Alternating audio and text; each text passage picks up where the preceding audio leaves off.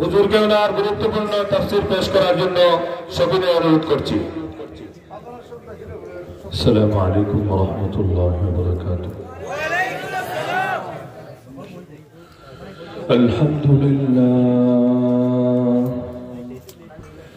আলহামদুলিল্লাহি ওয়াহদাহু ওয়া কাফা وسلام على عباده الذين اصطفى أما بعد فأعوذ بالله من الشيطان الرجيم بسم الله الرحمن الرحيم ولقد بعثنا في كل أمة رسولا أن اعبدوا الله واجتنبوا الطاغوت وقال النبي صلى الله تعالى عليه وسلم من قال لا إله إلا الله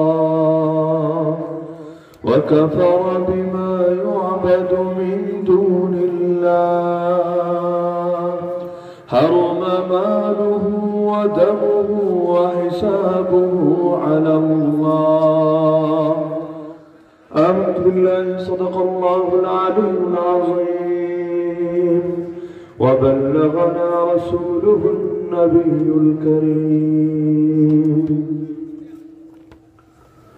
মাদ্রাসাত রহমান আল ইসলামিয়া দিগলকান্দি বুধপাশা কর্মধা কুলাউড়া মৌলভীবাজার উদ্যোগে আয়োজিত এক যুগ পূর্তি উপলক্ষে অনুষ্ঠিত 2 দিনব্যাপী বার্ষিক তাফসীরুল কুরআন মহাসম্মেলনের আজকের প্রথম দিনের সর্বশেষ অধিবেশনের সম্মানিত সভাপতি, উপস্থিত আমার সরিতা ওয়াজিবুল ইহতিরাম হযরত উলামায়ে কেরাম, এলাকার গণ্যমান্য মুরব্বিগণ, স্থানীয় এবং দূরদূরান্ত থেকে আগত দিন দরদি কোরআন প্রেমী প্রিয় তাওহীদি জনতা এবং পর্দায় আড়ালে থাকা মা ও বোনেরা, রাত ইতিমধ্যে অনেক গভীর হয়ে গিয়েছে। এখনো যারা একমাত্র আল্লাহর মহব্বতে জেগে আছেন, দোয়া করে রব্বুল আলামিন দুনিয়ার এই কষ্টের বদৌলতে আখিরাতের কষ্টকে চিরতরে মাফ করে দিন। আমাদের প্রত্যেকের নাম জাহান্নামের তালিকা থেকে মুছে দিয়ে জান্নাতুল ফেরদাউসের তালিকায় লিখে দিন। তো যে আয়াতের খুতবার মধ্যে পাঠ করেছি, রব্বুল আলামিন আয়াতে জানাচ্ছেন যে আমি প্রত্যেক জাতির মধ্যে রাসূল পাঠিয়েছি এই বার্তা দিয়ে, এই দাওয়াত দিয়ে, এই হুকুম দিয়ে, আনি আবুদুল্লাহ ওয়াজতানিবুত তাগুত। দুটো কথা, ওয়াবুদুল্লাহ ওয়াজতানিবুত তাগুত। ইবাদত করবা আল্লাহর, বর্জন করবা তাগুতকে। ইবাদত করবা আল্লাহর, বর্জন করবা তাগুতকে। এর মধ্যে পছন্দ আরেকটা বার্তা আছে, সেটা হলো আল্লাহর ইবাদত করবে কিভাবে। যেহেতু রাসূল এই বার্তাটা দিচ্ছেন, তার মানে আল্লাহর ইবাদত করতে তো হবে রাসূলের তরিকা মেনেই। তাহলে দেখা যাচ্ছে কালেমার তিনটা অংশ চলে এসেছে এই আয়াতের ভেতরে। কারণ কালেমার মানেই হলো লা ইলাহা, এক অংশ, আল্লাহ ছাড়া দ্বিতীয় কোনো কাউকে মাবুদ হিসাবে মানি না, কোনো তাগুতের সঙ্গে সম্পর্ক রাখি না, ইল্লাল্লাহ, একমাত্র আল্লাহর সঙ্গে আমার সম্পর্ক জুড়ে দিলাম, মুহাম্মাদুর রাসূলুল্লাহ, আল্লাহ রাসূল সাল্লাল্লাহু আলাইহি ওয়াসাল্লামের তরিকা অনুসারেই আল্লাহর ইবাদত করার স্বীকৃতি দিলাম। হুকুম চলবে আল্লাহর, তরিকা চলবে রাসূলুল্লাহ। আল্লাহ ছাড়া দ্বিতীয় কারো হুকুম মানব না, নবী ছাড়া ভিন্ন কারো তরিকা ধরব না। হুকুম নিব আল্লাহর থেকে, তরিকা নিব রাসূল থেকে। বলবেন কেন তরিকা কি আল্লাহর থেকে নেওয়া যায় না? তরিকা তো প্র্যাকটিসের নাম। আল্লাহ তো কোরআনে হুকুম দিয়ে দিলেন, যেমন আকিমুস সালাহ, বান্দা সালাত কায়েম করো, নামাজ যথাযথভাবে আদায় করো। এখন নামাজ পড়বেটা কিভাবে? পুরো কোরআনের আলহামদুল আলিফ থেকে মিনাল জিন্নাতি ওয়ান নাস সিন পর্যন্ত সবগুলো আয়াতের সামনে রাখে এর আলোকে 2 রাকাত নামাজ একেবারে তাকবীর উলা থেকে নিয়ে সালাম পর্যন্ত পড়তে যা কিছু লাগে, এই সবগুলো কোনটা আগে কোনটা পরে, ওক্ত কখন, সিরিয়াল কি হবে, কি পড়বে না পড়বে, কোথায় কি বলবে না বলবে, পুরো কোরআন তন্ন তন্ন করে খুঁজেও এই 2 রাকাত নামাজের রূপরেখা ইখতিয়ার করতে পারবে না। আল্লাহ বলে দিলেন নামাজ পড়ো, বান্দা বুঝলো নামাজ পড়তে হবে, কিন্তু পড়বেটা কিভাবে, পড়ার তরিকা তো জানতে হবে। আল্লাহ রাসূল বলে দিলেন সাল্লু কামা রাআইতুমুনি উসাল্লি, উম্মত তোমরা সালাত আদায় করো ঠিক সেভাবে যেভাবে আমাকে সালাত আদায় করতে দেখেছো। আল্লাহ বলে দিলেন কুতিবা আলাইকুমুস সিয়াম, তোমাদের উপর রোজাকে ফরজ করা হয়েছে। রোজা রাখবে কিভাবে, কখন সাহরি কখন ইফতার, আবার মাঝে কোন কাজ করা যাবে কোনটা যাবে না, কোনটা করলে কাজা লাগবে কোনটা করলে কাফারাও লাগবে, কোনটা করলে মাকরুহ হবে তবে রোজা ভাঙবে না, এত কিছু বান্দা জানবে কিভাবে? আল্লাহ রাসূল সাল্লাল্লাহু আলাইহি ওয়াসাল্লাম নিজে শিখিয়ে দিলেন হাতে কলমে উম্মতকে। আল্লাহ জানিয়ে দিলেন ওয়ালিল্লাহি আলান নাস হিজ্জুল বাইত মান ইসতাতা ইলাইহি সাবিলা, সামর্থ্যবানদের জন্য আল্লাহর ঘরে গিয়ে হজ ফরজ করে দেওয়া হয়েছে। হজ করবে কিভাবে, কবে আরাফায় যাবে, কবে মিনায়, কবে মুজদালিফায়, কবে নাহার, কবে হলক, কবে কি করবে না করবে বিস্তারিত শিখতে তো হবে। আল্লাহ রাসূল নিজে হজ করে উম্মতকে বলে দিলেন খুযু আন্নী মানাসিকাকুম, তোমরা আমার থেকে শিখে নাও কিভাবে হজ আদায় করতে হবে। তো এভাবে আল্লাহ যেই যে হুকুম দিলেন নবী নিজে নিজে সব তরিকা শিখিয়ে দিলেন। আল্লাহ তাআলা যা কিছু বললেন, যেমন আল্লাহ বলে দিলেন বাল্লিগ মা উনজিলা ইলাইকা মির রাব্বিক, আপনার উপর রবের পক্ষ থেকে যা নাযিল করা হয়েছে সব তাবলীগ করেন, সব পৌঁছে দেন। এখন তাবলীগ হবে কিভাবে তাও শিখিয়ে দিলেন। আল্লাহ বললেন রাসূল পাঠিয়েছে যে কয়েকটা নাসাদে, এর মধ্যে একটা হলো ইউজাক্কিহিম, তিনি মানুষের আত্মশুদ্ধি করবেন। তা আত্মাকে পরিশুদ্ধ করবে কিভাবে? আল্লাহ নবী নিজে মেহনত করে করে উম্মতকে শিরিক থেকে বের করে, কুফর থেকে বের করে, বেদাত থেকে বের করে, জাহেলিয়াত থেকে বের করে শিখিয়ে দিলেন আত্মশুদ্ধির মেহনত এভাবে করা লাগে। আল্লাহ নবীকে বলে দিলেন ইয়া আইয়ুহান নবী জাহিদুল কুফার ওয়াল মুনাফিকিন, হে নবী জিহাদ চলবে কাফেরদের বিপক্ষে আর জিহাদ করতে হবে মুনাফিকদের বিপক্ষে। এখন দুই জিহাদের আদেশ দিলেন, কিন্তু কোনটা কিভাবে? আল্লাহ রাসূল বদরে গিয়ে, উহুদে গিয়ে, খন্দকে গিয়ে, হুনাইনে গিয়ে, 27টা ময়দানে নিচে গিয়ে আর 47 ময়দানে সাহাবীদের বাহিনী পাঠিয়ে শিখিয়ে দিলেন কিভাবে কাফের বিরোধী জিহাদ করতে হয়। কিন্তু মুনাফিকের বিরুদ্ধে কোথাও তীর লাগালেন না, বর্ষা ছুড়লেন না, তরবারি ব্যবহার করলেন না, কখনো কেউ করতে চাইলে তাকে অনুমতি দিলেন না। বুঝিয়ে দিলেন যে মুনাফিকের বিরুদ্ধে লড়াই কাফেরদের মতো করে করতে হয় না, বরং মুনাফিক বিরোধী লড়াই হয় দলিল দিয়ে, প্রমাণ দিয়ে, ইলম দিয়ে, যুক্তি দিয়ে, ওদের ভণ্ডামির মুখোশ জাতির সামনে উন্মোচিত করার মাধ্যমে। প্রতিটা জিনিস, এ কারণে আমার রাসূলকে জিন্দা কোরআন বলা হয়। কোরআনে যেটা পাবেন থিওরি, ওই জিনিসের প্র্যাকটিস পাবেন আল্লাহ রাসূলের নবুয়তি জিন্দেগির ভেতরে। তিনি এসে হাতে কলমে উম্মতকে শিখিয়ে দিলেন প্রতিটা জিনিস কিভাবে বাস্তবায়ন করতে হবে। বলতে পারেন কোরআনে তো তওবার কথা বলা হয়েছে, যে পাপ করবে পাপের পরে কি হবে সেটাও বলা হয়েছে, অপরাধ করলে শাস্তি বাস্তবায়নের কথা বলা হয়েছে। এগুলো আসবে কিভাবে? হ্যাঁ, আল্লাহ নবী নিজে মেহনত করে এমন একটা প্রজন্ম গড়ে দিলেন, তাদের মাধ্যমে সেগুলোর বাস্তব নমুনা চলে আসলো উম্মতের সামনে। তাহলে এভাবে দেখা গেল হুকুম আল্লাহ, তরিকা রাসূলুল্লাহ, এভাবে কোরআন এবং সুন্নাহ উভয়টার মাধ্যমে পূর্ণাঙ্গ ইসলাম আমাদের সামনে আসলো। এমন পূর্ণাঙ্গ ভাবে যা কিছু দিয়ে গেছেন তা থেকে বাড়াতেও হবে না, যা কিছু দিয়ে গেছেন তা থেকে কমাতেও হবে না। যারা বাড়ায় এগুলো বেদাতে লিপ্ত হয়ে যায়, কারণ নবী যা দিয়েছেন এতে পছন্দ হয় না, নিজেদের থেকে কিছু অ্যাড করে নিতে মনে চায়। আবার যারা কমায় এগুলো আর এক ভণ্ড মডার্ন ভার্সনে পরিণত হয়ে যায়। নবী যা দিয়েছেন সব ওদের ভাল লাগে না, ওরা নিজেরা কমায়। দেখবেন নবীর নামে নাচ পড়ছে তো সঙ্গে আবার বাদ্যযন্ত্র বাজাচ্ছে। নবী নিজে বললেন আমাকে আল্লাহ দুনিয়াতে পাঠিয়েছেন বাদ্যযন্ত্র ভাঙার জন্য। যেই নবী এসেছেন বাদ্যযন্ত্র ভাঙতে, ওই নবীর নাম নিয়েই যারা বাদ্যযন্ত্র বাজায় ওদেরকে কি বলা যেতে পারে? আবার দেখা যায় আল্লাহ রাসূল সাল্লাল্লাহু আলাইহি ওয়াসাল্লাম পর্দার ব্যাপারে সামান্য ছাড়ও গ্রহণ করতে রাজি হলেন না। স্ত্রীকে বলছেন জলদি ঘরে যাও। কেন? কারণ এক অন্ধ এসেছে, অন্ধ সাহাবী এসেছে, সঙ্গে আল্লাহ রাসূলের স্ত্রী, তার সাথে এক খাদেমাও আছে, তাড়াতাড়ি ঘরে যাও, তাড়াতাড়ি। অবাক, ইয়া রাসূলুল্লাহ সে অন্ধ, আমাদের দেখবে না। নবী বললেন বুঝলাম সে অন্ধ, তোমরা কি অন্ধ নাকি? আফা আলিয়া ওয়ানি আনতুমা আলাস্তুমা তুবসিরানিহি, তোমরা কি দেখতে পাচ্ছ না? জলদি চলে যাও ভেতরে। আল্লাহ রাসূল একবার তার স্ত্রীকে নিয়ে সফর করছেন গরুর গাড়ির উপরে।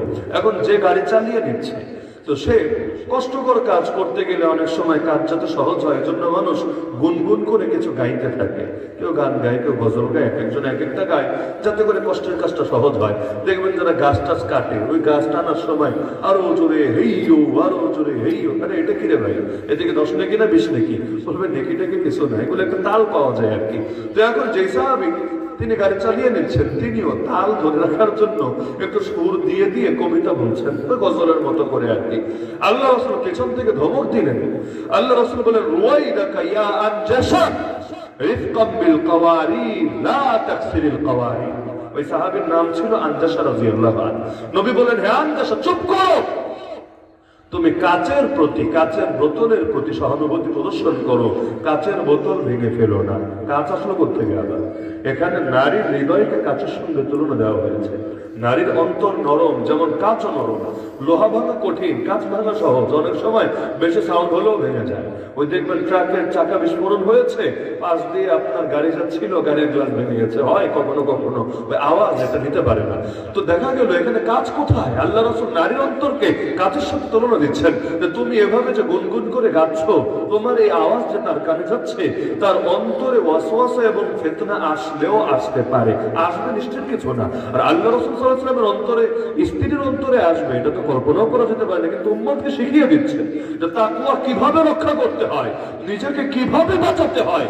দরজা বন্ধ না করলে ঝামেলা তো হবেই, আগে দরজা তো লাগাতে হবে। চোখ দিয়ে যা মনে চাই দেখবেন, আর লজ্জাস্থানকে পাপ থেকে হেফাজত করবেন, কিভাবে সম্ভব রে ভাই? আগে তো দরজা বন্ধ করতে হবে, তাহলে না ভেতরে খারাপ জিনিস ঢোকা থেকে বাঁচবে। চোখ দিয়ে দেখবেন কিন্তু দিলে কল্পনা আসবে না, চোখ দিয়ে দেখবেন বিভিন্ন অস্বস্থা ভেতরে ঢুকবে না, এটা হতেই পারে না। বিছানায় যাবেন ঘুমাতে, আর সাথে মোবাইলটা নিয়ে যাবেন, ইন্টারনেট কানেকশনও আছে, ঘুমেরও চাপ নাই, তো আপনার এখন কি হবে? হবেটা কি বলেন? দুইটার যে কোনো একটা হবে। হয়তো পাপে লিপ্ত হবেন নিজের ইচ্ছায় বা অনিচ্ছায়, এবং সেই পাপ আপনাকে এমন কোন গুনাহে লিপ্ত করবে, যদি রাতে আর ঘুম না ভাঙে, এই অবস্থায় মরণ হয়, বড় নিকৃষ্ট একটা মরণ আপনার হবে। একান্ত যদি সেটা নাও হয় যে পাপ করলেন না, কিন্তু এই যে আল্লাহর দেওয়া মূল্যবান সময়গুলোকে হেলায় খেলায় নষ্ট করছেন, আল্লাহকে আপনার জীবনের কারণে দিয়েছেন। জীবন মানেই তো সময়, জীবন বলে কারে? জীবন মানে তো কিছু সময়ের সমষ্টি। আরে মোমবাতি যেভাবে গলতে থাকে, জ্বলতে থাকে আর গলতে থাকে, যত জ্বলে তত গলে। আমাদের জীবনও তো এমন, একদিকে চলছে আর একদিকে ধীরে ধীরে নিঃশেষ হয়ে যাচ্ছে। আমরা তো সকলে যাচ্ছি, সামনে অগ্রসর হচ্ছি এমন এক নতুন জীবনের দিকে, যেই জীবনের প্রস্তুতি যদি এখনই সংগ্রহ না করি, আফসোসের কোনো শেষ থাকবে না। তাহলে কখন যে ডাক আসবে তাও তো জানি না। এই মূল্যবান সময়গুলো নষ্ট করছেন। জান্নাতে যাওয়ার পরে ওরা জাহান্নামের কথা রাখেন, জান্নাতে যাওয়ার পরেও চিন্তা করবে, হায় আরেকটা বার বেশি যদি সুবহানাল্লাহ বলতাম, আমার জান্নাতে মাকাম আরেকটু বড় হতো। আল্লাহ এমন একটা গাছ দিত, 500 বছর দ্রুতগামী ঘোড়া চললেও যে গাছের ছায়াই শেষ করতে পারতো না। তো অত বড় গাছ দিতে চাইলে অত বড় জায়গাও তো লাগবে, জান্নাতের জায়গাও তো বাড়বে না, এত বড় গাছ আসবে কিভাবে? যেখানে হাদিসে আছে, সুবহানাল্লাহি ওয়াল হামদুলিল্লাহ তামলাআনি মা বাইনাস সামাওয়াতি ওয়াল আরদ। আরে সুবহানাল্লাহ আর আলহামদুলিল্লাহ বললে কি হয়? নবী বলে দিচ্ছেন, সবগুলো আসমান, এক আসমানও না, সবগুলো আসমান আর জমিনের মধ্যে কোন জায়গা খালি থাকে না, পুরোটা নেক আমল দিয়ে ভরে যায়। এমন কিছু বুখারী শেষ হাদিস, এটা কে না শুনেছে জীবনে দু একবার? কালিমাতানি হাবিবাতানি ইলার রহমান খাফিফাতানি আলাল লিসান থাকিলাতানি ফিল মিজান সুবহানাল্লাহি ওয়া বিহামদিহি সুবহানাল্লাহিল আযীম। দুটো বাক্য এমন রহমানের কাছে বড় প্রিয়, কিন্তু জিহ্বায় বড় হালকা, কিন্তু মিজানে নেকের পাল্লায় বড় ভারী। কি দুই বাক্য? সুবহানাল্লাহি ওয়া বিহামদিহি সুবহানাল্লাহিল আযীম। কি লাগে এটা বলতে? কয় মিনিট লাগে? তো মিজানে যাবে ভারী হয়ে। আলহামদুলিল্লাহি তামলাউল মিজান। আল্লাহ রাসূল বলেন, আলহামদুলিল্লাহ যদি বান্দা বলে, এই আলহামদুলিল্লাহ তো তার মিজানকে, তার নেকের পাল্লাকে পরিপূর্ণ করে থাকে। অনেক ছোট ছোট জিনিসকেও আমরা পাত্তা দিই না। আমরা যখন ফতোয়া প্রথম বর্ষে পড়ি, উস্তাদ বলতে এখন যেন দারুল বাইতুল মুকাররমের ফকিহ আল্লামা আব্দুল মালিক হাফিজাহুল্লাহ হঠাৎ করে বললেন যে দেখো, ঈমানের তো তোমরাও জানো 70-এর উপর শাখা আছে। সর্বোচ্চ শাখা হলো লা ইলাহা ইল্লাল্লাহ বলা, আফদালুহা কাউলু লা ইলাহা ইল্লাল্লাহ। সর্বনিম্ন শাখা হলো রাস্তায় কোনো কষ্টদায়ক জিনিস দেখলে, কষ্টদায়ক জিনিস কথাটা ব্যাপক, মরা শিয়ালও হতে পারে, কলা ছোকলাও হতে পারে, একটা ইট যেখানে কেউ আছাড় খেতে পারে এটাও হতে পারে, যাই হোক না কেন রাস্তা থেকে কষ্টদায়ক বস্তু সরিয়ে দেওয়া লজ্জা ইমানের বিশেষ অঙ্গ। তিনি বললেন, যদি এমন হয় বড় হুজুর হয়ে গেল, বড় মাওলানা, বড় মুফতি, বড় মুহাদ্দিস, বহুত নামাজ রোজা, বহুত ইবাদত বন্দেগী করলা, সব ঠিক আছে, হাজার হাজার ছাত্রও হয়তো করলা, জীবনে কোনোদিন রাস্তা থেকে কষ্টদায়ক বস্তু সরানো না। তুমি হাঁটতে গিয়ে দেখো এখানে একটা মরা লাশ পড়ে আছে, মানে কোনো প্রাণী যেটা রাস্তায় অ্যাক্সিডেন্ট হয়েছে লাশ হয়ে আছে, তুমি চাইলে সরাতে পারতা, কিন্তু আমি এত বড় মানুষ, আমি এটা সরাই কিভাবে? এইগুলোর জন্য কত লোক আছে, ওরা এসে সরাবে। এই যে অহংকার, অহংকারের কারণে সরালা না। মনে রাখবা, তোমার মধ্যে বহু কিছু থাকতে পারে, কিন্তু ঈমানের একটা শাখার কমতি আছে। কথাটা শোনার পর বিবেকে একটা বাড়ি দিল। হ্যাঁ, বিষয়টা তো এমনই। আমরা তো এভাবে ভাবি নাই। হ্যাঁ, হয়তো বহুত নামাজ পড়লাম, বহুত তাহাজ্জুদ পড়লাম, বহুত জিকির করলাম, কিন্তু রাস্তা থেকে কষ্টদায়ক বস্তু সরালাম না। আসলেই তো আমার ঈমানের ভেতরে কোনো ঘাটতি রয়ে গেছে।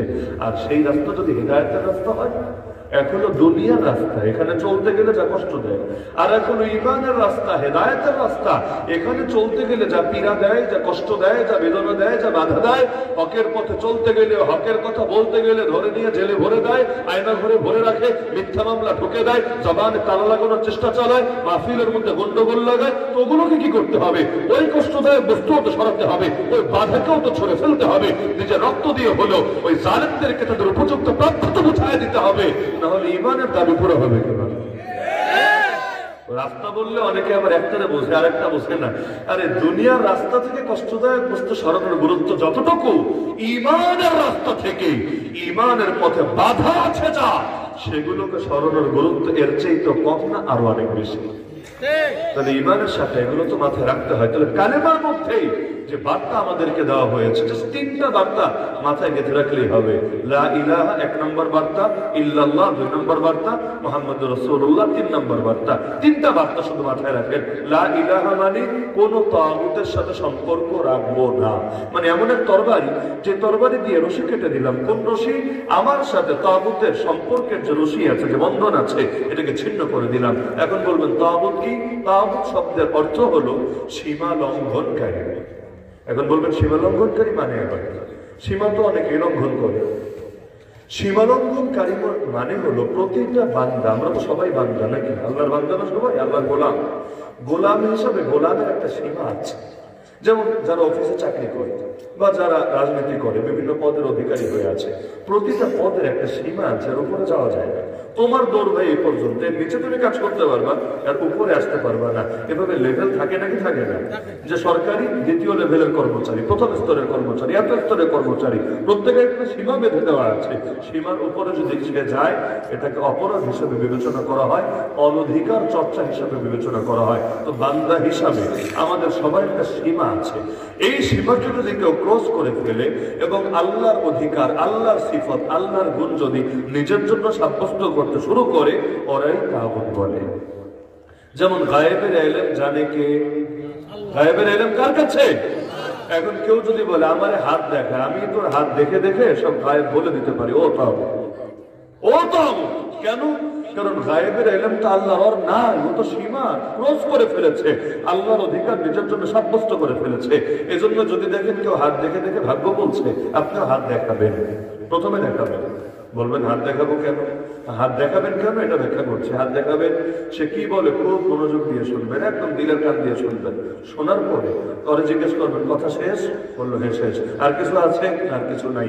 এরপর ঠাস করে আর কান বরাবর ফুল শক্তি দিয়ে একটা চড় মারবেন, ওই হাত দিয়ে, যে হাত দেখিয়েছেন, ডান হাত হোক বাম হাত হোক, ওইটা দিয়ে চড় মারবেন। স্বাভাবিক চমকে উঠবে, হায় হায় এটা কি করলেন, আমি তোমার উপকার করে দিলাম আর বেহতর তুই আমার গায়ে হাত তুললি। আপনি বলবেন আমার হাতে কি লেখা আছে সব দেখলি, লাল টুকটুকে বউ আছে নাকি গাড়ি আছে না বাড়ি আছে সব দেখে ফেললি, কিন্তু 2 মিনিট পরেই যে আমার হাতে তোর একটা চর লেখা আছে এটা দেখলি না। তার মানে আসলে তুই কিছুই দেখতে পারিস না, তুই একটা ভণ্ড ছাড়া কিচ্ছু না। যারা আন্টি বেচে, এই পাথর কিনলে এই উপকার, এইটা কিনলে এই উপকার, ওইটা কিনলে ওই উপকার, এগুলো শুধু গরিব মানুষের কাছে বেচে তা না, ওইগুলো তো থাকেই। রেল স্টেশনে যান, লঞ্চে যান, ফেরিতে যান, ওখানে তো আছেই। যমুনা ফিউচার পার্কে যান, বাংলাদেশে এর চেয়ে বড় মার্কেট নেই। যমুনা ফিউচারে যান, গিয়ে দেখবেন বিশাল বিশাল দোকান নিয়ে আংটি বেচে, আংটি পাথর বেচে। ইনকাম যদি ভালো না থাকে, ওখানে দোকান খুলে কিভাবে? ও সিকিউরিটি অ্যাডভান্স কত দিয়েছে, অ্যাডভান্স দিল কত, মাসে ভাড়া দেয় কত, তার মানে ওর কাছে তো আর কিনতে গরিব মানুষরা যাবে না, সম্ভব না। তাহলে ওর কাছে ওই রকম ওই হাই প্রোফাইলের লোকগুলি আসে। তার মানে এই দেশের এলিটরাও নামাজ রোজা করুক বা না করুক, খালি আংটি পইরা পইরা ভাগ্য বদলানোর তদবির করে। অনেকে দেখি তো, অনেক ব্যবসায়ী বা অনেক রাজনীতিবিদ এমন থাকে, আঙ্গুল তো 10টা কিন্তু আংটি আছে 12-14টা। মানে একটার মধ্যে দুইটাও ঢুকানো এমন আছে, পারলে যেন আঙ্গুল বাড়ায় আরো ঢুকে ছাড়তো। কেন? এ ভেবেছে ভাগ্য পরিবর্তন হবে। একটা বার কি আপনার চিন্তায় আসে না যে ওরা দুনিয়ার সবার ভাগ্যের ঠিকাদারি দিল, এইটা পড়লে এই পাবা, এটা পড়লে মনের মানুষকে কাছে পাবা, এটা পড়লে হারানো গুপ্তধন পাবা, এটা পড়লে চাকরি হবে, এটা পড়লে ব্যবসা হবে, ভিসা হবে, ইত্যাদি ইত্যাদি সব আছে। তো দুনিয়ার সবার ভাগ্য চেঞ্জ করতে পারলো, নিজের ভাগ্যটাকে চেঞ্জ করতে পারলো না।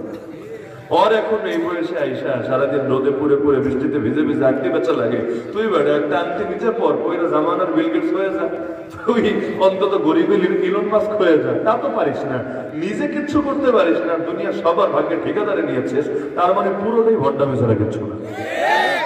আল্লাহ আল্লাহ বান্দা বান্দাই, বান্দা যদি আল্লাহর অধিকার নিয়ে টানা হেঁচড়া শুরু করে, যেমন হালাল হারাম করার অধিকার কার, বিধান দেওয়ার অধিকার কার, কেউ যদি নিজেরাই হালাল হারাম বানাতে শুরু করে, যেমন উদাহরণ দেই, বাংলাদেশে আজও বেশ্যাখানা মানে পতিতালয় সুন্দর ভাষায় খোলা আছে নাকি নাই? একটা দুইটা না, অনেকগুলা। আচ্ছা, এই পতিতালয় গুলোকে তো আল্লাহ হালাল করেন নাই, তো বাংলাদেশে হালাল করলোটাকে? আল্লাহ তো এগুলোর অনুমোদন দেন নাই। এই দেশের বুকে বেশ্যাখানাগুলোর অনুমোদন দিয়েছে কে? আর যারা দিয়েছে ওদেরকে অনুমোদন দেওয়ার অধিকার দিয়েছে কে? তাহলে ওরা কি আল্লাহর অধিকার নিজের জন্য সাব্যস্ত করে বসে নাই? এই দেশে মদের বারের লাইসেন্স দেওয়া আছে নাকি নেই? মুসলমান পর্যন্ত, নামে মুসলমান যদিও, কিন্তু মুসলমান, কিন্তু নায়ক নায়িকা, গায়ক গায়িকা, নষ্টা ভ্রষ্টা, শিল্পী টিল্পী, আরো কত হাবিজাবি যাদের পয়সা আছে, এগুলো গিয়ে ঢাকায় যান, রাতে যান, গুলশানে যান, বনানী যান, ভালো ভালো জায়গায় যান, দেখবেন এই রাতের বেলা মদ খেয়ে এগুলো বের হচ্ছে মাতাল হয়ে। এমনকি ওরা যখন গাড়ি চালায় আমরাও ভয় পাই পাশ দিয়ে গেলে, এমন ভাবে মানে এই পাগলের মতো যে গাড়ি চালায় যাবে, আপনার উপরে তুলে দিল কিছু করেন না তো মাতাল, মানে ওর থেকে আপনি কি বলবেন? পরবর্তীতে মামলা হলেও হয়তো তেমন কিছু হবে না, বলবে না সেন্স ঠিক ছিল না, আর ও তো পাগল ছিল, হ্যাঁ বিজাবি একটা বলে দায় সারা করে ফেলবে। এই যে ওরা যে মদগুলো খাচ্ছে, তাহলে ওদেরকে মদ খাওয়ার অনুমোদন তো আল্লাহ দেয় নাই, তাহলে দিলটাকে আল্লাহ তো দেন নাই। হ্যাঁ, কাফের হলে আলাদা কথা ছিল, ধরতাম যে মুসলমানই না, একটা ব্যাপার ছিল, কিন্তু মুসলমান তো ভাই মাদকের বিরুদ্ধে যে বয়ান দিতে বলো, কোন মাদক? নাকি লাইসেন্স ছাড়া মাদক খাইলে ক্ষতি হয়, আর লাইসেন্স নিয়ে মাদক খাইলে ইহকাল আর পরকালের সমস্ত কল্যাণ হাসিল করে মালামাল হয়ে যায়। তাহলে মাদকের যদি ক্ষতি থাকে, উভয় মাদকের বিরুদ্ধে তো বলতে হবে। মাদককে আল্লাহ নিষিদ্ধ করেছেন, ব্যাস নিষিদ্ধ, কারো অধিকার নাই এর অনুমোদন দেবে। এরকম উদাহরণ কয়টা দেবো, বেশি দিলে আবার কষ্ট পাবেন, থাক বাদ দেন। এরকম বহুত ক্ষেত্রে দেখবেন হালাল হারামের অথরিটি নিজেরাই সেজে বসেছি, অথচ হালাল হারাম করার ক্ষমতা একমাত্র আল্লাহ রাখেন। আল্লাহ যে হালাল করেছেন চিরকাল হারাম, কেউ হারাম করতে পারবে না, আর আল্লাহ যে হারাম করেছেন চিরকাল হারাম, কেউ হালাল করতে পারবে না। শরীফকে শরীফই থাকতে হবে, শরীফাকে শরীফাই থাকতে হবে। তোমার মনের মধ্যে ঝামেলা হলে তুমি গিয়ে চিকিৎসা নাও, মনোবিজ্ঞানীদের থেকে চিকিৎসা করো, তোমার মনে ভেজাল ঢুকেছে তো তাই বলে তুমি জিনিসপাতি কেটে তারপর আবার তুমি অন্য জাতের রূপ ধারণ করবে, এই সুযোগ তো ইসলামে রাখা হয় না। তাহলে কেউ যদি নিজেই নিজেকে বিধানদাতা সাব্যস্ত করে আর আল্লাহর বাইরে গিয়ে বিধান দেয়, তাহলে ওইটারও তাগুত বলে। এজন্য কোরআনে ফিরআউনের ব্যাপারে আছে, ইযহাবা ইলা ফিরআউন ইন্নাহু তাগা, হে মুসা আর হারুন তোমরা ফিরআউনের কাছে যাও, সে তাগুত হয়ে গেছে, তাগুত। তাহলে ঈমানের দাবি হলো তাগুতের সঙ্গে সম্পর্ক ছিন্ন করতে হবে। ঈমানের জন্য সব ছাড়া যায়, কোনো কিছুর জন্য ঈমান তো ছাড়া যায় না। নবী ইব্রাহিম আলাইহিস সালাম ঈমানের জন্য বাপ ছেড়েছেন, নবী লূত আলাইহিস সালাম ঈমানের জন্য স্ত্রী ছেড়েছেন, নবী নূহ আলাইহিস সালাম ঈমানের জন্য পুত্রকে ছেড়েছেন, মুহাম্মদ রাসূলুল্লাহ সাল্লাল্লাহু আলাইহি ওয়াসাল্লাম ঈমানের জন্য নিজের দেশ পর্যন্ত ছাড়তে বাধ্য হয়েছেন। সব কিছু ছাড়া যায় ঈমানের জন্য, তো কোনো কিছুর জন্য ঈমান তো ছাড়া যায় না। এক সাহাবী মুসলমান হয়েছে, তার মা খুব খেপা, প্রথমে অনেক মারলো, কাজ হয়। মুসলমান দেখে আর মারলে জমানো যায়, বরং যত মারে ইমানের দরিয়া তত জোশ পয়দা হয়। তো এখন যখন দেখলো কোনোভাবে কাজ হচ্ছে না, এবার ইমোশনাল ব্ল্যাকমেল করতে চাইল। মানে কি? সে বললো যে শোন, ছেলেরা তো পায় না, অন্যদেরকে বললো যে আমার ছেলে যদি ধর্ম ত্যাগ না করে নাউযুবিল্লাহ তাহলে আমি একেবারে অনশন শুরু করবো, একটা দানাও খাবো না, এক ফোঁটা পানীয় পান করবো না, এমনকি ঘরেই থাকবো না, সূর্যের নিচে গিয়ে দাঁড়াবো, মরুভূমির ভেতরে দাঁড়াবো, মাথায় চিরুনিও করবো না, এই অবস্থা থাকতে থাকবো যতক্ষণ পর্যন্ত মরণ না আসে, আমি এখান থেকে সরবো না। আর যদি ছেলে আমার আবার বাপের ধর্মে ফিরে আসে, বাপদাদার এই পূর্ণ শিরকে ধর্মে ফিরে আসে, তাহলে আমি আবার পুনরায় খাবার দাবার শুরু করবো। তো বলে শুরু করে দিল বাস্তবে অনশন। তো বয়স্ক মহিলা কতক্ষণ সইতে পারে? এক পর্যায়ে অজ্ঞান হয়ে গেল, মানুষ ধরাধরি করে তাকে এনে শুয়ে দিল। এখন সন্তান এসেছে মাকে দেখতে, আশপাশের মানুষ বোঝাচ্ছে আরে মা গেলে মা পাবি না, তোর মারে আগে খুশি কর, মা তোর অর্ডার দিয়ে বানানো যায় না, মারে খুশি কর, এর জন্য যা করা লাগে তুই সব কর। সন্তানকে বোঝাচ্ছে। এখন মার এক পর্যায়ে পানি টানি দিল, জ্ঞান ফিরল। জ্ঞান ফেরার পর সন্তান সামনে দেখে সে ভাবলো মনে হয় কাজ হয়েছে, ইমোশনাল ব্ল্যাকমেইলে পা দিয়েছে। এবার জিজ্ঞাসা করলো, তুই বাপদাদার ধর্মে এসেছিস, মুহাম্মাদের ধর্ম ছেড়েছিস? সেই সাহাবী এবার তার মায়ের কানের কাছে মুখটা এনে বলল, মা একবার না, তুমি যদি 10 বার জীবন পাও আর প্রতিবার যদি অনশন করতে করতে মরো, আর মরার আগে এই শর্ত আমাকে দিয়ে যাও যে মুহাম্মদ সাল্লাল্লাহু আলাইহি ওয়াসাল্লামের ধর্ম না ছাড়লে তুমি খাবা না, শোনো আমি তোমার 10 বারের মরণ মাথা পেতে নিতে রাজি আছি, কিন্তু তোমাকে খুশি করার জন্য মুহাম্মদুর রাসূলুল্লাহ সাল্লাল্লাহু আলাইহি ওয়াসাল্লামকে ত্যাগ করতে রাজি না। ইমানের দাবি কাকে বলে? তো মুসলমানের ইমান তেমনই হবে। তো লা ইলাহা এটা বলে সব তাগুতের সঙ্গে সম্পর্ক ছিন্ন করলাম, ইল্লাল্লাহ ইল্লাল্লাহ একমাত্র আল্লাহর সঙ্গে সম্পর্ক জোরে দিলাম। দিলটাকে খালি করতে হবে ভাই, দিল তো ভরা, দিলে জায়গা নেই। হয়তো দুনিয়া দিয়ে ভরা, সম্পদ দিয়ে ভরা, নারী দিয়ে ভরা, দুনিয়ার বিভিন্ন হাবিজাবি চিন্তা দিয়ে ভরা, আল্লাহর জন্য জায়গা বরাদ্দ রাখবো কিভাবে? আলো আর অন্ধকার একসঙ্গে জমা করা যায় না। আলো আসলে অন্ধকার থাকে না, আর অন্ধকার রাখতে চাইলে আলো জ্বালানো যায় না। দিল তো অন্ধকারে ভরে গেছে, এখানে নূর ঢুকবে কিভাবে? আরে যারা পাপের রাজ্যে ডুবে থাকে, এলেম শিখতে চাইলে এলেম শিখতে পারে, কোরআন ঢোকে না ভেতরে। মেধা ঠিক আছে, পয়সা আছে, সব আছে, ঢুকতে চায় না ভেতরে। এই যে ইবাদতে মজা পাই না, গুনাহে ঠিকই মজা পাই, এটা কি এর আলামত না যে আল্লাহ আমাদের উপর রাগ করে আছে? হাসান বসরি রহমাতুল্লাহ আলাইহি গিয়ে একজন বলল, হুজুর আমি তাহাজ্জুদ পড়তে চাই কিন্তু একদিনও পারি না, কেন যেন আমার হয়ে ওঠে না, আমি তাহাজ্জুদ পড়তে চাই। তিনি বললেন, শোনো, দিনের বেলা আল্লাহকে নারাজ করা ছেড়ে দাও, রাতের বেলা আল্লাহ তোমাকে তার সামনে দাঁড় করিয়ে দিবেন। অপছন্দের লোককে কেউ কাছে দেখতে চায় না, ভালো লাগে না। আপনার বাসায় এমন কেউ অসহায় দেখতেই পারেন না, আপনার কিন্তু আনইজি ফিল হবে, আপনি একটু বিব্রত বোধ করবেন। তা আল্লাহ এমন কাউকে তার সামনে দেখতে চান যে আল্লাহকে ভালোবাসে এবং আল্লাহ যাকে ভালোবাসে। এজন্য আল্লাহর সঙ্গে দিলটা জুড়ে দিতে হবে, দিলটারে খালি করতে হবে, যাতে আল্লাহকে বলতে পারি, আল্লাহ এখন আসেন, আব তো খালওয়াত হো গই, আব তো খালওয়াত হো গই। এইরকম একটা হালত যতদিন পয়দা না হবে, শুধু দুনিয়ার মধ্যে ঘুরপাক খেতেই থাকবো আর খেতেই থাকবো। একবার চিন্তা করেন, আল্লাহর সাথে যদি বন্ধুত্ব করতে না পারি, আল্লাহর সাথে যদি ফ্রেন্ডশিপ না হয়, যদি ভাবি না খালি হুজুররা আর আল্লাহর ওলিরা তারাই আল্লাহর বন্ধু হবে, আমাদের হওয়া লাগবে না। আপনি নিজেকেই জিজ্ঞাসা করেন, আপনার কবরে আলো জ্বালাবে কে? আপনার কবরকে প্রশস্ত আর আলোকিত করে দেবেটা কে? আরে যখন মুনকার নাকির প্রশ্ন করবে, আপনার মুখ থেকে সহি জবাব বের করবে কে? যখন কিয়ামতের দিন দাঁড়াবেন, ডান হাতে আমলনামা এনে দেওয়ার সাধ্য আছে কার? যখন মিজান নেকগুলোকে মাপা হবে, বদগুলোকে মাপা হবে, তখন নেকের পাল্লাকে ভারী করে দেওয়ার শক্তি আছে কার? আর যেদিন আল্লাহ ছায়া ছাড়া কোনো ছায়া থাকবে না, সেদিন কে আপনাকে ছায়ার ব্যবস্থা করে দেবে? বলছে না, কে পারবে নিজের শক্তিতে পার করতে? যদি না আল্লাহ তারে পার করিয়ে দেয়। আর জান্নাত, এটা তো আল্লাহ না দিলে কারো শক্তি নাই, সে জান্নাতে যেতে পারবে। তো প্রতিটা ধাপে যেহেতু আল্লাহই লাগবে, আল্লাহই লাগবে, আল্লাহই লাগবে। এমনকি জায়গাগুলো এমন বাপও কাজে আসবে না, মাও কাজে আসবে না, স্ত্রী সন্তানও কাজে আসবে না। তো দুনিয়ার সবার সাথে সম্পর্ক রাখতে আমি এত সচেষ্ট, কিন্তু আল্লাহর সাথে যে এখনো বন্ধুত্ব হলো না, এই কথাটা একটাবার মাথায় আসে না, আনা দরকার। এখন যদি না আসে, কবে আসবে? সেই দিন যদি না আসে জীবনে, তার আগেই যদি মৃত্যু চলে আসে, পরিণতি কি হবে? এজন্য প্রত্যেকে চিন্তা করেন, আল্লাহর সাথে কতটুকু বন্ধুত্ব হয়েছে, এখনো ক্লোজ ফ্রেন্ড হয়েছে কিনা, গভীর মহব্বত হয়েছে কিনা। যদি হয় আলহামদুলিল্লাহ, যদি না হয় সময় বড় কম, এখন ইউটার্ন করে ব্যাক করেন না। বহুদূর চলে গেলেন, জাহান্নামের অনেক কাছে চলে গেলেন, এখনো যদি কাম ব্যাক না করেন, ফিরবেনটা কবে? একসময় ফিরতে চাইলেও হয়তো আর ফিরতে পারবেন না। আর লা ইলাহা ইল্লাল্লাহর পরে মুহাম্মাদুর রাসূলুল্লাহর দাবি, এটা বলে শেষ। সেটা হলো, আজকে যত দলাদলি মুসলিম সমাজে, এর পেছনে সবচাইতে বড় দায়ী হলো আল্লাহ রাসূলের আদর্শ ছেড়ে নিজেরা নিত্য নতুন আদর্শের পেছনে পড়ে গেছে। যত বেদাত আছে, এক কথাই তো শেষ। ভাই তোরও দরকার নেই আমারে মানা, আমারও দরকার নেই তোরে মানা, চল সবাই মিলা নবীরে মানি, ব্যাস, আর ঝামেলা থাকবে না। কিন্তু নিজেরটা যখন আরেকজনের উপর চাপাতে চাই, সে তো নিবে না, স্বাভাবিক। আর সে যখন তারটা আমার উপর চাপাতে চায়, আমিও তো নেব না, ব্যাস, দ্বন্দ্ব আর শেষ হয় না, মারপিট আর খতম হয় না। নবী বলেছেন, এর জন্য দল হবে ৭৩টা, তার উম্মতে যার ৭২টাই যাবে জাহান্নামে। ৭৩ দল কেন? নবী নিজেই ব্যাখ্যা করেছেন। কারণ একটা বাদে বাকি সবগুলো দল নবীর আদর্শ আর সাহাবীদের আদর্শ থেকে সরে যাবে। কেউ বাড়ায় ফেলবে, কেউ কমায় ফেলবে।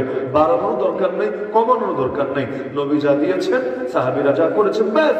কালেমা পড়েছে একজনের নামে, আদর্শ আরেকজনেরটা নেব, এটা তো হয় না। তো সবাই মিলে যার নামে কালেমা পড়েছে তার আদর্শ নেই না, ইনশাআল্লাহ দলাদলি থাকবে না, দ্বন্দ্ব বিবাদ থাকবে না। মুসলমানের দুশ্মনে পরিণত হয়ে নিজেরা কামরা কামড়ি করে কাফের মুশরিকদের আর সুযোগ করে দেবে না। তো দলাদলি খতম করতে চাইলে সুন্নত ধরা লাগবে নাকি লাগবে না? সুন্নত ছাড়া কোশ্চিন কালে ঐক্য হবে না। আর আদর্শিক ভিন্নতা যদি থাকে ওই ঐক্য টিকবে না। ভিন্ন ভিন্ন আদর্শ নিয়ে ঐক্য করলে ঐক্য টেকে না। এগুলো হলো ব্যাংরে এক পাল্লায় তুলে মাপার মতো। ব্যাংরে যদি এক পাল্লায় উঠান হয়তো কষ্ট করে উঠাতে পারবেন, কিন্তু যেই মাত্র মাপতে শুরু করবেন দেখবেন কোনটা ডাইন দিয়া, কোনটা বাম দিয়া, কোনটা সামনে, কোনটা পেছনে, এই যে লাফাতে শুরু করেছে। হ্যাঁ, মাপতে চাইলে সবগুলারে, মাপতে চাইলে মাইরা ফেলেন, তাহলে সহজ। মরাগুলারে মাপতে পারবেন। দেখেন না কবরস্থানে কি সুন্দর ঐক্য আমাদের, কি বিশ্বাস হয় না? কি সুন্দর ঐক্য! সব দল, সব মত, সব দল মতের উঠতে উঠে একসাথে শুয়ে আছে, কোনো মারপিট নাই, কোনো দাঙ্গা হাঙ্গামা নাই, কোনো চেঁচামেচি নাই। তো আমাদের অবস্থাটা হয়ে গেছে ব্যাঙের মতো। যতদিন জিন্দা আছি আমাদের আর একসাথে উঠানো যায় না, আর যখন মরে যাই তখন আবার একসাথে থাকতে কোনো ঝামেলা হয় না।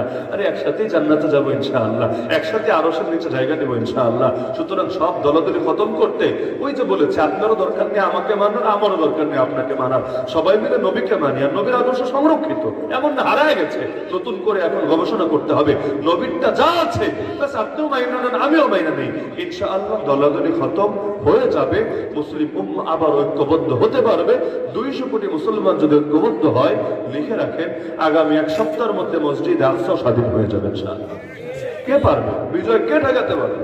আজকে আমরা বিজয়ী হতে পারছি না, শক্তি কম এজন্য না, শক্তি বহুত দিয়েছে আল্লাহ। কোন কোন মুসলিম দেশ পারমাণবিক শক্তির অধিকারী হয়ে বসে আছে, কিন্তু ইসলামের পক্ষে কাজে লাগছে না। লাগবে কিভাবে? ইসলামের উপর একই তো হতে পারছি না। হাইয়া আলা সালাহ শুনলে এক হতে পারি না, হাইয়া আলা জিহাদ শুনলে এক হবো কিভাবে? বাংলাদেশে এমন জায়গাও আমি চিনি, রোডের এই পারে এক মসজিদ, ওই পারে আরেক মসজিদ, বরাবর বহুত আছে, বহুত। ওই আমাদের সিলেট রোডে কখনো গেলে রশিদপুর একটা জায়গা আছে, রশিদপুর থেকে বামে একটা টার্ন দিলে দেখবেন সর্বোচ্চ 200 মিটার যাবেন, মানে হাফ কিলোরও হাফ, 200-250 মিটার গেলেই দেখবেন ঠিক রোডের বামে একটা মসজিদ, রোডের ডানে একটা মসজিদ, মানে একটু এদিক সেদিক নেই, বরাবর বরাবর। আমি নিজেই কি অবাক, মানে কাহিনীটা কি। আর চিটাগাংয়ে তো অভাব নেই, বিশেষ করে পটিয়ার পরে কক্সবাজার রোডে কারো যাতায়াত করলে কনফিউজড হয়ে যায়, মানে আমি নিজেই বুঝি না যে আসলে কোনটায় নামাজ পড়া উচিত। কারণ দেখা গেল এইটা এই দলের, ওইটা ওই দলের, একটা পড়তে ঢুকলাম পরে ট্যাগ লেগে গেল, আরে হুজুর দেখি ওই দলের, অথচ আমি হয়তো জানিও না এটা কোন দলের। নামাজ পড়তে গেলেও ভয় লাগে, একটা ওয়াহাবি মসজিদ, একটা সুন্নি মসজিদ, একটা এই মসজিদ, একটা সেই মসজিদ। তা ঠিক আছে ভাই, তোমরা তোমাদের ভেজাল নিয়ে থাকো, আমরা পাম্পে কোথাও পয়রা নেই, হোটেলে কোথাও পয়রা নেই, অন্তত ট্যাগ না আসো, কারণ বই পড়তে যাবো আর কোন জায়গায় কি হবে না হবে অত ঝামেলার দরকার নাই। তো এইরকম মসজিদে যদি ভাগাভাগি করে, বাকি জায়গায় কি করবে আর বলা লাগে? আল্লাহ হেফাজত করবে। নাস্তিক নিয়ে আমাকে কথা আসে না, ইসলামের দুশ্মন নিয়ে কথা আসে না, আর মুসলমানদের জাহান্নামের টিকিট দিতে বাধে না। ভাবতে এমন সব টিকিট মনে আমরাই কিনে নিয়ে আসছি, ওই ব্ল্যাকে বিপিএল এর টিকিটের মতো ব্ল্যাকে সব ছাড়বে এখন, এমন এক আজিব তামাশা। সুতরাং এই কালেমার 3টা অংশ মাথায় রাখতে পারবেন না ইনশাআল্লাহ। লা ইলাহা, কোন তাগুত মানি না, ইল্লাল্লাহ, একমাত্র আল্লাহর সঙ্গে বন্ধুত্ব, সম্পর্ক, মহাব্বত, ভালোবাসা করতে হবে। মুহাম্মদুর রাসূলুল্লাহ, আল্লাহ রাসূলের তরিকাকে আপনায় ধরতে হবে, বাকি সব তরিকা বাদ, রাসূলের তরিকায় জিন্দাবাদ। মনে থাকবে ইনশাআল্লাহ। আল্লাহ সবাইকে বোঝার তৌফিক দান করুন। এই কালেমার ব্যাখ্যাই তো করলাম, এই কালেমাটাই যদি ঠিক হয় ইনশাআল্লাহ বাকি সব ঠিক হবে। আর কালেমাই যদি ভেজাল থেকে যায়, আসমান জমিনের এত কিচ্ছা কাহিনী শুনে কি হবে? মূল যা ঠিক নেই তার কোনো কিছুই ঠিক নাই, মূল ঠিক, ইনশাআল্লাহ সব হবে ঠিক। আল্লাহ তাআলা আমাদের সবাইকে কথাগুলো বোঝার এবং আমলে পরিণত করার তৌফিক দান করুন, আমিন। যেহেতু আগামীকাল আবার সকাল থেকে ওয়াজ শুরু হবে আপনাদের 10টা থেকে, এজন্য বেশি রাত করে এমনি উচিত হবে না। সবাই দুরূদ শরীফ পাঠ করি।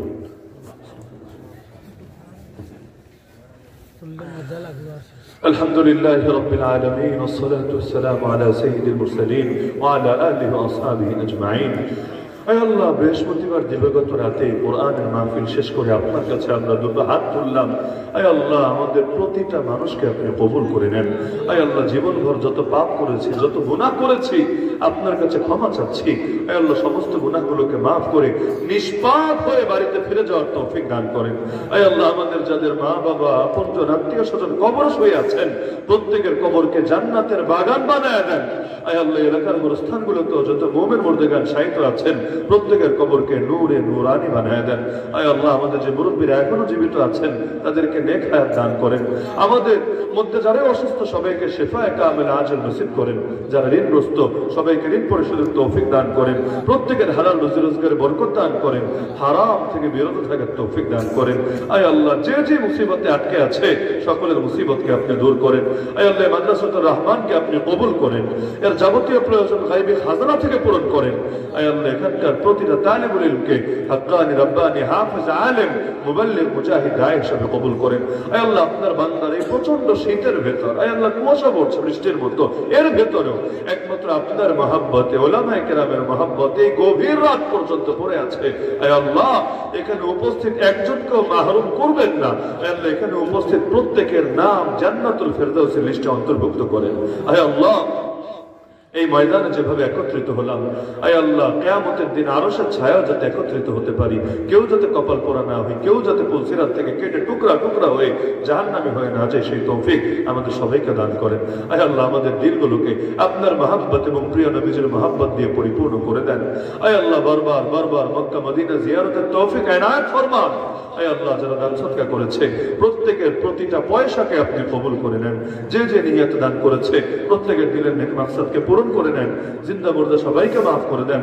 আসমানি জমিনি সমস্ত বালা মুসিবত থেকে হেফাজত ফরমান। আয় আল্লাহ, ঈমান নিয়ে বাঁচা, ঈমান নিয়ে মরা, কালেমা জপতে জপতে শেষ নিঃশ্বাস ত্যাগ করার তৌফিক দান করেন। আয় আল্লাহ, আগামীকাল মাহফিল হবে, সেই মাহফিলকেও যথাযথভাবে কামিয়াব করেন। সুবহান রাব্বিকা রাব্বিল ইজ্জাতি আম্মা ইয়াসিফুন ওয়া সালামুন আলাল মুরসালিন ওয়ালহামদুলিল্লাহি রাব্বিল আলামিন বিরহমাতিকা ইয়া আরহামার রাহিমিন।